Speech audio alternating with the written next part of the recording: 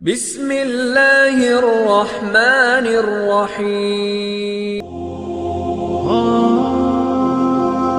حضرت جنید بغدادی کا نام کون نہیں جانتا۔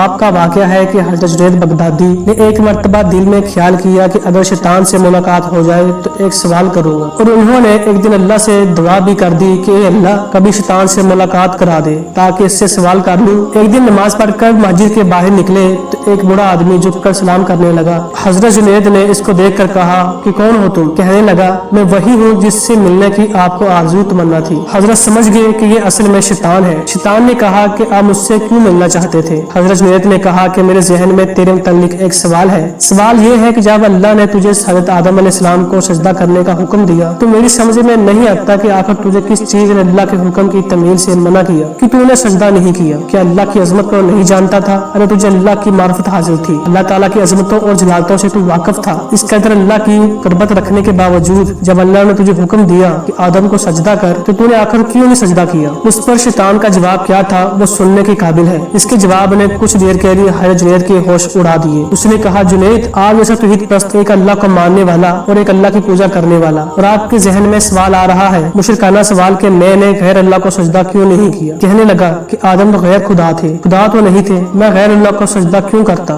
آپ جیسا توحید پرست آدمی ایسا مشرکانہ سوال میرے سے کر رہا ہے، بڑے افسوس کی بات ہے۔ حضرت جنید بغدادی کہتے ہیں کہ جب اس نے یہ بات میرے سے کہی تو مجھے لگا کہ ہاں یہ تو ٹھیک کہہ رہا ہے، اور پھر تھوڑی دیر کے لیے مجھے ایسا معلوم ہوا کہ میرا ایمان سلب ہو رہا ہے۔ اس لیے میں سناٹے میں پڑ گیا، ہوش و حواس باقی نہ رہے۔ میں سوچنے لگا کہ اس کو کیا جواب دے سکتا ہوں، اس لیے کہ جب وہ کہہ رہا ہے تم ایک اللہ کو ماننے والے ہو اور مجھے پوچھتے ہو کہ آدم کو سجدہ کیوں نہیں کیا۔ حضرت جنید کہتے ہیں کہ میرے ذہن میں جواب نہیں آیا، فوراً اللہ کی طرف سے الہام ہوا اور مجھ سے کہا گیا کہ اس سے یہ پوچھو کہ حکم دینے والا کون تھا۔ حکم دینے والا جب خود کہہ رہا ہے کہ فلاں چیز کو سجدہ کرو تو توحید اس کا نام ہے کہ اس کی بات کو مان لیا جائے۔ حضرت جنید کہتے ہیں کہ اس الہام کے بعد میرا ایمان برقرار ہوا، اور نہ تو مجھے ایسا معلوم ہوا کہ میرے ایمان میں تزلزل پیدا ہو گیا ہے۔ بھائیوں یہ ہے شیطان کی مکاری اور عیاری، نہ ولیوں کو چھوڑا اور نہ انبیاء کرام علیہ الصلوۃ والسلام کو چھوڑا۔ غور کرو کہ شیطان باتوں کو اور چیزوں کو کس طرح مزین کرتا ہے اور گمراہ کرنے کی کوشش کرتا ہے۔ اس کا ذرا اندازہ اس واقعے سے آپ کر لیجئے۔ اس لیے کبھی بھی شیطان سے